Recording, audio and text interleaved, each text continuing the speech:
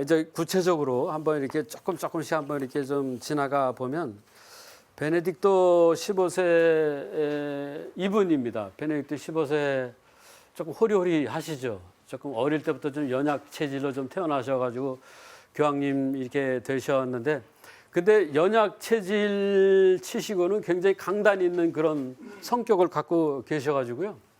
실제로 교황좌에 앉기 전에는 교황청에서 국무원장을 단연간 할 수 있을 정도로 그렇게 아주 그 외교적인 어떤 수완도 대단하셨고, 또 실제로 외교관 학교에 어떤 이 강의도 아주 여러 단연간 하셨던 그런 아주 출중한 그 교황님이셨는데, 이분이 1914년에서 22년까지 재위했으니까 한 8년 이 교황좌에 머무른 게 아주 짧은 기간만 머무르셨는데, 이 교황이 선출되고 나서도 착좌식을 갖지를 못했어요. 왜냐하면 전쟁 때문에. 1차 세계대전이 일어나는 이 전쟁 때문에 한 달 반이 지나고 나서야 이제 착좌식을 빌어서 아주 소규모로 이렇게 할 수밖에 없었던, 어떻게 보면 전쟁과 함께 재위를 시작한 그런 불운한 교황님 중에 한 분이십니다. 이분이 가장 위대한 인물이라는 회칙을 말씀하실 수밖에 없었던 그 이유, 반포 동기, 이런 것들은 조금 더 우리가 좀 살펴볼 필요가 있죠. 우리 신앙적인 측면에서도 그렇습니다. 다른 어떤 것보다도 이 가장 위대한 인물은 지금 현재 이 세상 곳곳에 가서 선교 활동을 열심히 하고 있는, 자기 나라 땅을 떠나고 자기 지역을 떠나고 자기가 정든 곳을 떠나서 낯설고 물서른 그곳에서 이제 선교 활동하는 모든 선교사들을 용기를 이제 주기 위해서, 격려하기 위해서 특별히 이 문헌을 반포하신 것이다. 이렇게도 첫 번째로 볼 수 있고요. 또 한 가지 직접적인 동기는요, 이거는 또 빼놓을 수 없는 동기인데, 주교님들에게 요청하시기 위해서 문헌을 반포하신 겁니다. 그러니까 세상에 있는 주교님들이여 좀 잘 좀 생각해 보세요 하기 위해서 쓰신 내용이기도 해요. 그러니까 내용의 이 거의 절반 이상이 주교님들에게 하신 말씀들. 그러니까 주교님들에게 하신 말씀이니까 우리에게는 뭐 해당 사항은 없네요. 그런 게 아니라, 주교는 신자 아닌가요? 추기경은 신자 아니에요? 신부는 신자 아닙니까? 다 믿는 이죠, 다. 똑같은 그런 하느님을 믿는다는 측면 다 똑같은 믿는 이기 때문에, 비록 그 행정권을 갖고 있는 주교님에게 하신 말씀이시긴 하지만, 그 말씀을 통해서 신앙을 어떻게 해서라도 살리고 싶어 하시는, 또 선교를 어떻게 해서라도 유지 복원하고 싶어 하시는 그런 교황님의 뜻이 분명히 남아있다. 이런 그 말씀을 드리고 싶습니다. 그냥 이렇게만 말씀드리면 여러분들이 그 어떤 내용이 있길래 정말 그런가 여러분들이 좀 궁금하실 수 있을 것 같아서 제가 그냥 한번 맛배기로 한번 한 문장만 말씀 한번 드려보겠습니다. 이 파랑 구항에 가보면 이렇게 말씀을 하셨습니다.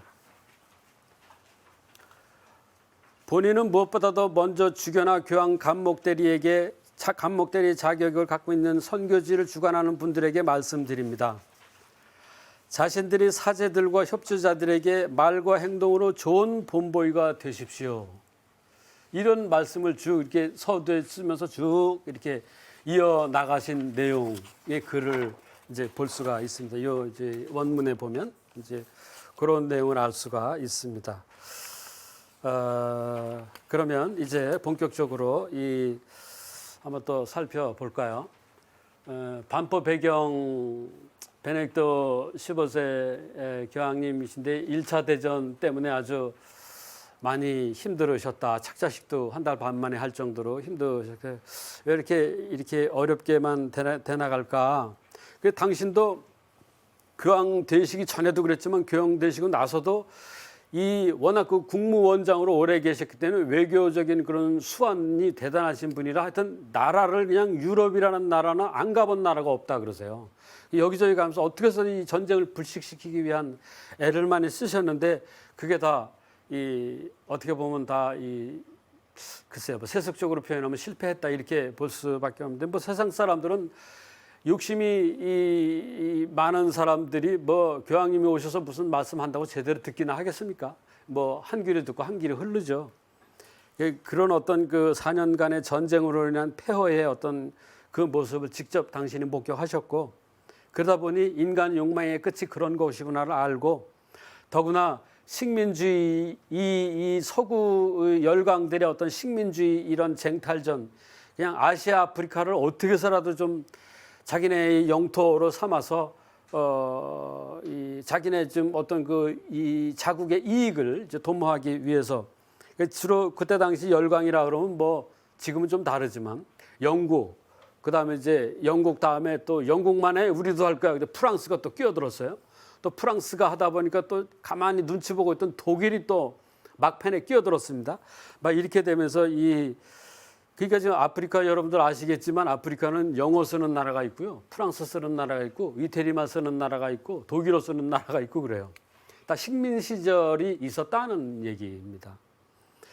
이런 상황 속에서 그러면 식민주의를 그러면 이제 종식을 해야 되고, 너무 욕심이 많은 거 종식을 해야 되는데 그 식민주의에서 벗어난 나라들, 그러니까 아시아나 아프리카나 그 민족의 어떤 소위 말하면 내셔널리즘이라 할까요? 민족주의는 그냥 내버려도 되냐?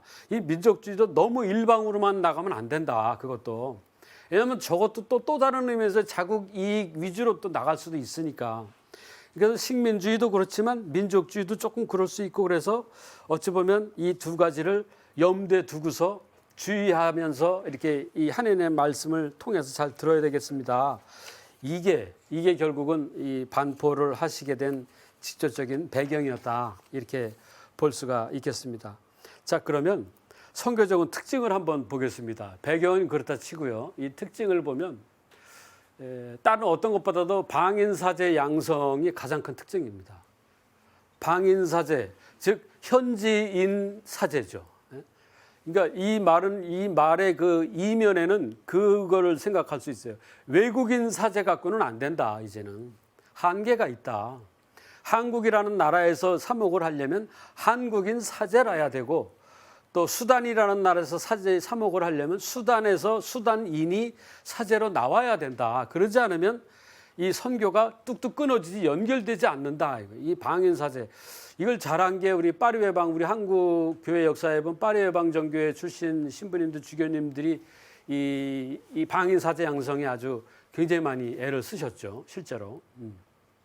그래서 이 부분은 파리외방 정교회가 굉장히 많이 칭찬을 받는 대목 중에 하나예요. 뭐 또 하나는 좀 이렇게 멸시를 받는 부분도 있지만 그건 뭐 오늘 과목은 아니니까 그냥 넘어가고요. 일단 이 외국인 선교사의 한계를 분명하게 인식을 했다. 사실은 그렇잖아요.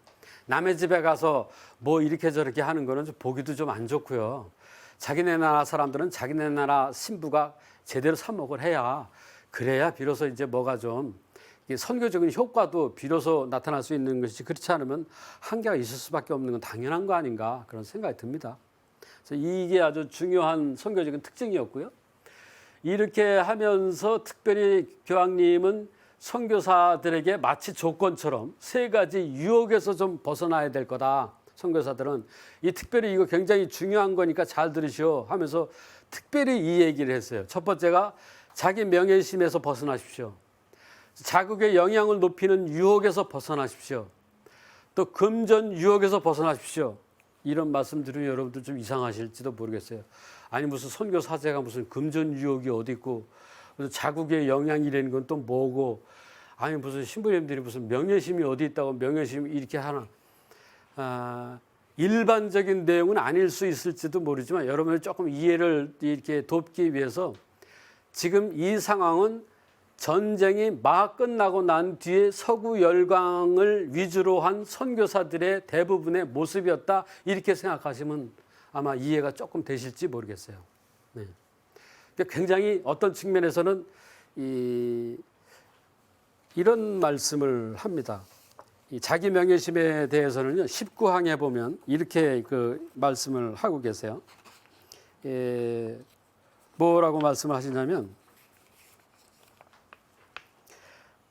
그리고 항상 무엇보다도 자신의 이름과 자신의 영광이 칭송받기를 바라는 선교사들이 있다면 이는 이루 말할 수 없이 개탄할 일입니다. 그러니까 물론 처음부터 자기 명예심을 위해서 선교활동 하시는 분은 안 계시죠. 근데 막상 선교활동을 하다 보니 나름대로 열심을 기울였고 이렇게도 저렇게도 애를 써보고 또 뭐 아프리카 지역, 아메리카 지역, 남미 지역 물자가 뭐가 있겠어? 아무것도 없겠죠. 그래서 많이 이렇게 그냥 나름대로 최선을 다해서 하다 보니까 이제 사람들로부터 조금 이렇게 뭐 존중 아닌 존중을 받기 시작하면서 자기도 모르는 사이에 이제 인간인지라 어떤 한계성에 봉착한 그런 어떤 모습이 아니었을까 그런 생각이 듭니다. 명예심 쌓기 위해서 그런 신분은 적어도 저는 없다고 생각은 들고요. 이제 그런 유혹에 빠지면 어쩔 수 없는, 그것도 자국의 영향을 높이려는 그런 유혹에서 또 벗어나야 된다. 이 말씀도 비슷한 얘기예요. 하늘나라를 위해서 애쓰는 게 선교사인데, 선교 지에 가서 선교 활동 우리나라도 마찬가지죠. 뭐 미국 선교사들이 왔고 뭐 유럽에서 선교사들이 왔고 막 와가지고 막 섬 도서지방 뭐 지방 뭐 이런 데서 선교 활동 막 할 때 그 전에는 왜 밀가루 신자 그런 얘기 많이 했었잖아요. 뭐 초콜릿도 갖다 주고 밀가루도 갖다 주고 식량도 막 해주고 그래서 교회 성당에 찾아오면 이렇게라도 혜택을 주고 막 그렇게 실제로 했었어요 우리나라도. 그래서 그 바람에 딴 건 모르고 그냥 성당에 가야 되겠다. 그래서 시간만 나면 그냥 이렇게 했던 신자들, 소위 밀가루 신자들도 있었습니다. 그럴 때 자칫 잘못하면 내가 하나님의 나라를 전하는 선교사가 아니라 마치 미국에서 돈을 얻어다가 투자에 이렇게 기부고를 갖다가 여기다가 이제 푸니까 마치 그 자기의 본토, 미국인이면 미국의 영향을 어떻게 살아 미국 사람이라는 것을 표시를 하기 위해서 막 하는 그런 유혹에도 빠지기 쉬우니 조심하라. 이 얘기입니다. 그리스도의 나라 하나님의 나라를 전하기 위한 것이지 자기 나라를 전하려고 하는 일반 대사가 아니다. 대사가 아니다. 참 인간은 한계가 있는 거예요. 한계가 있는. 기도하지 않으면 그 어떤 선교사도 문제점에 봉착할 수밖에 없다. 금전유혹에 빠지고 싶어서 빠진 그 선교사가 어디 있겠어요. 그런데 어떻게 하다 보니 이것도 사실 어떻게 보면 금전유혹에는 그 말도 들어가는 게 아닌가 그런 생각이 들어. 어떤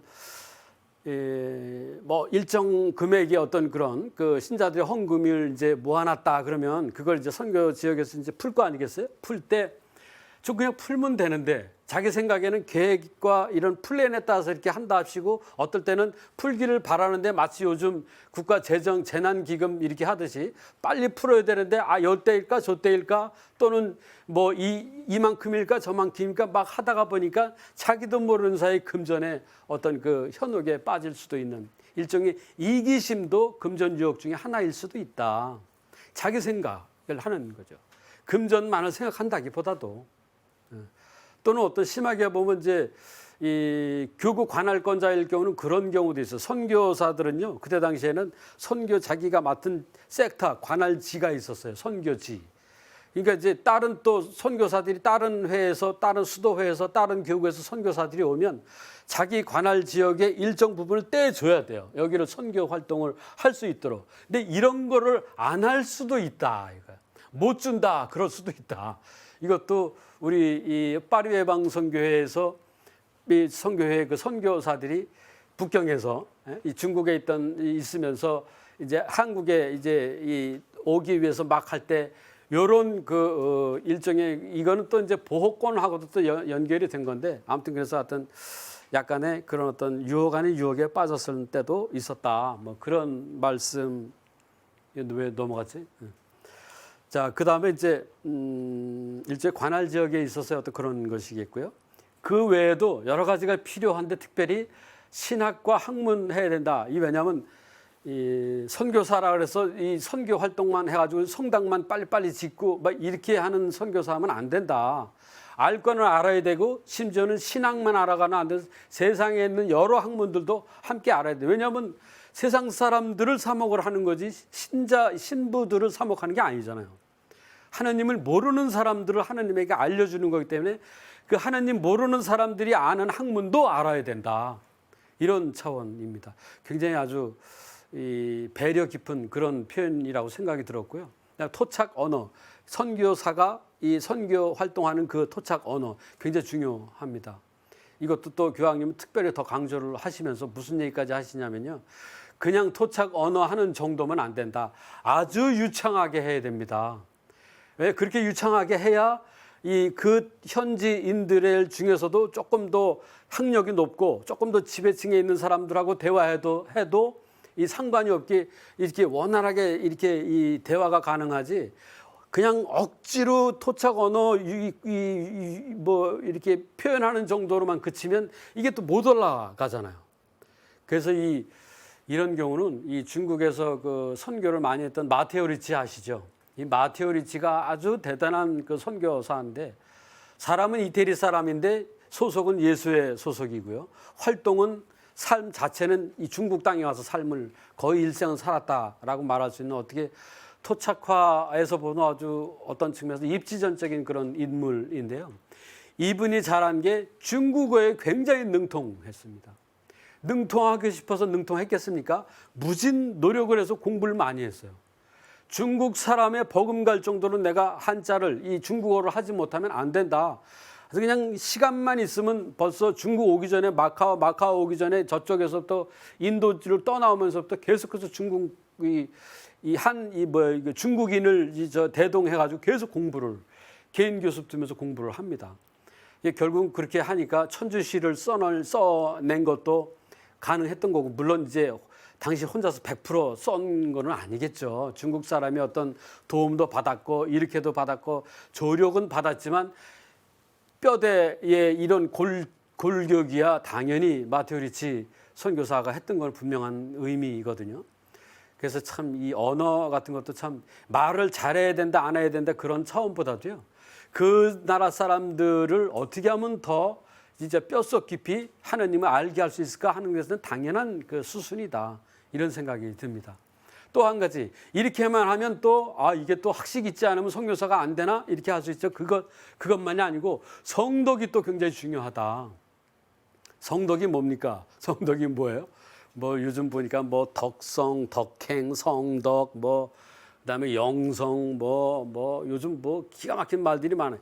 다 사실은 신앙의 또 다른 이름들입니다. 신앙생활에 열심히 배울 수 있고 익히 자기 신앙에 최선을 다할 수 있는 그런 정도의 사람. 그러려면 당연히 겸손해야 되겠죠. 그러려면 겸손해. 그걸 이제 바오로 사도가 이제 말씀을 1고린도 3장 6절에 보면 그런 말씀을 하세요.